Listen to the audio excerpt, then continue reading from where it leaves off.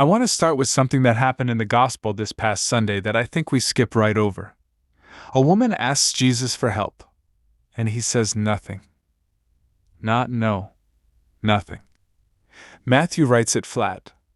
But he did not answer her at all. Now be honest with yourself. If you asked someone for something and got total silence, how long would you stand there? Because I know my number. My number is about 4 seconds.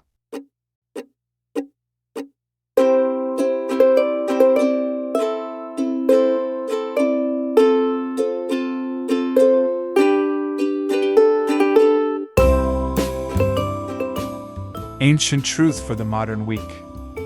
From the dusty roads of the 1st century to the high-speed life of the 21st, we're stripping away the tradition to find the heart of the story. I'm your host, Joe, and this is Monday to Sunday. Hey, I'm Joe Stein. This is Monday to Sunday. If you're new here, the idea is simple. Sunday morning goes by fast.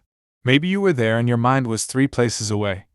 Maybe practice ran long and you didn't make it at all.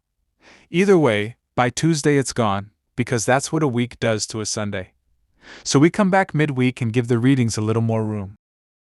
This past Sunday was Proper 15, Year A, Genesis 45, where Joseph finally tells his brothers who he is. Romans 11, where Paul insists God has not rejected anybody. And Matthew 15, the Canaanite woman. On Tuesday we talked about how wide the circle is, how all 3 readings feature somebody with a solid case for being written off, yet don't get written off. A comeback story. Who doesn't love those? Before we get into it, I want to get small and practical, because there's a second theme running under these readings, and it has more to do with your phone than you'd expect. It's about distance, and what it costs to close it. Let's go back to the woman. She's a Canaanite, which in Matthew's vocabulary is about as far outside as a person can be. She's got a daughter in trouble. She starts shouting at Jesus in the street, and here's the sequence she gets. Silence first. Then the disciples asking Jesus to make her go away. Jesus follows the request up by saying he was sent only to the lost sheep of Israel. Then, when she kneels down and says, "Lord, help me," a line about children's food and dogs. 4 separate exits. 4 moments where any reasonable person leaves. She stays through all 4. And what she does at the end is remarkable. She doesn't argue with the image. She gets inside it. Yes, Lord, yet even the dogs eat the crumbs that fall from their master's table. It's not clever. It's someone who has decided that this is the room where the bread is, and she is not leaving the room. Jesus says, "Woman, great is your faith." Notice what he calls great, not her theology. He looks at a person who would not go away and he calls that faith. Now here's why I think this reading is aimed straight at us in 2026. We have engineered our whole lives to make staying unnecessary. Somebody doesn't text back. You don't sit with it. You pick up the phone and get fed something else within about 1.5 seconds. Conversation gets hard. You leave the thread. Person gets complicated, you mute them. If church disappoints you, there's a better one streaming. And when prayer goes quiet, you assume nobody's home and you go do something with a faster response time. I don't think most of that is wickedness. The tools we hold all day are built to move us along the instant a thing stops paying out. And the cost is that we've almost completely lost the muscle this woman is using. There's no app for the 4th no. Nothing on your phone rewards you for staying somewhere unanswered, so we bail. Quietly, constantly, without ever deciding to. I guess most of us have prayed about something for a while and then just stopped, and we couldn't tell you what day we stopped. We didn't conclude anything. We drifted. Silence came, and we treated silence like a closed door, because that's what silence means everywhere else in our lives now. The woman treats silence as something you can stand in. Which brings me to the word I want to look at today. It's in Genesis, and it's the hinge of the whole scene. Joseph has just said, "I am Joseph," and his brothers are standing there frozen. And then he says, "Come closer to me." The Hebrew there is a form of the verb Nagash. It means to draw near. To approach. But it's not a neutral word for walking across a room. In the Hebrew Bible, Nagash is a loaded verb. It's what you do when you approach an altar. It's what you do when you come before a king. It carries risk. It shows up when someone is stepping toward a presence that could go either way. And here's the detail I love. One chapter earlier in Genesis 44, when Judah, Joseph's older brother, steps forward to plead for Benjamin's life in front of a man he thinks is an Egyptian official, the text uses this same verb. Judah drew near. So the brothers have already had to Nagash toward this frightening stranger. And now the stranger says, "No, closer. Come near to me." 20 years of distance, and the whole reconciliation turns on one imperative verb about closing physical space. He could have done it from the throne. He could have announced it, pardoned them, sent them home with grain and a note. That would have been generous, and it would have kept the distance intact. Instead, come closer. And then, at the end of the passage, he falls on Benjamin's neck and weeps, and he kisses all of them. And only after that does the text say his brothers talked with him. The talking came last. The nearness came first. I don't think that order is an accident, and I think it's the practical thing I'd take out of this week. We do it backwards. We want to resolve things at a distance. We want to settle it in a text thread. We want to have the hard conversation in writing where we can edit ourselves, and where nobody has to watch anybody's face. And it almost never works, because the distance is the actual problem. The words were never the problem. And I want to say something here about how hard we've made proximity to come by, because I don't think this is a character flaw in our generation. I think the default's changed. There used to be a lot of places where you ended up near people without arranging it.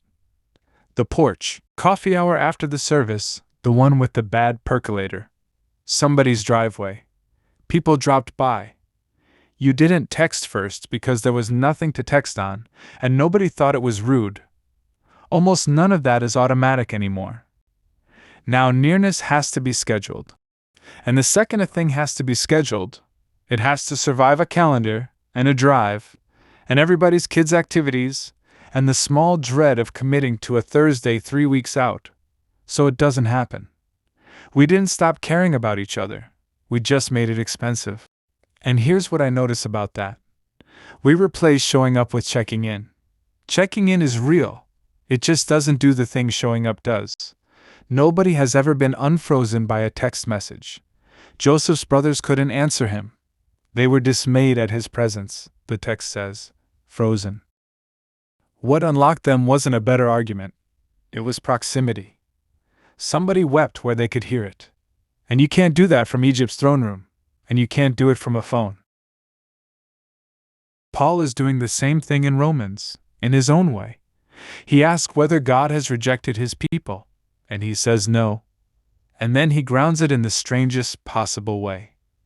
For God has imprisoned all in disobedience so that he may be merciful to all. That's a hard sentence, but look at what it does to distance. Paul is writing to a church that had a Jewish side and a Gentile side, and a lot of quiet ranking going on between them. Who's really in? Who got here first? Who's the guest? And Paul flattens it. Everybody's in the same cell. Everybody gets out the same way. Nobody in this room is standing on higher ground than anybody else in this room. There is no caste system. That's a proximity argument. He's not making them like each other. He's making it impossible for either side to look down at the other from a distance. Which is exactly what the Canaanite woman does to the disciples, by the way. They want her sent away. She ends up commended by name. So here's what I'd actually do with this, between now and Sunday. 2 things, and both of them are small. First one, pick the thing you stopped asking God about. You know the one. It's the prayer that went quiet. Maybe it's about your health, or somebody you love who's not okay. You prayed about it for a while, and then you didn't, and there was no moment where you decided to quit.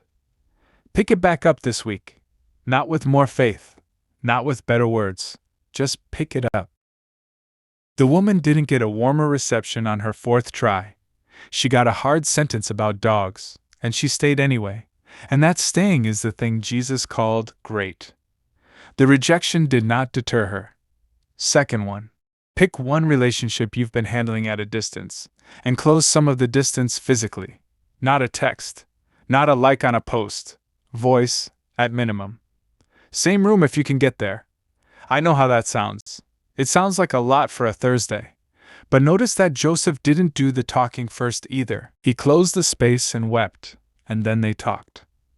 The conversation you're dreading might be a completely different conversation once you're in the same room.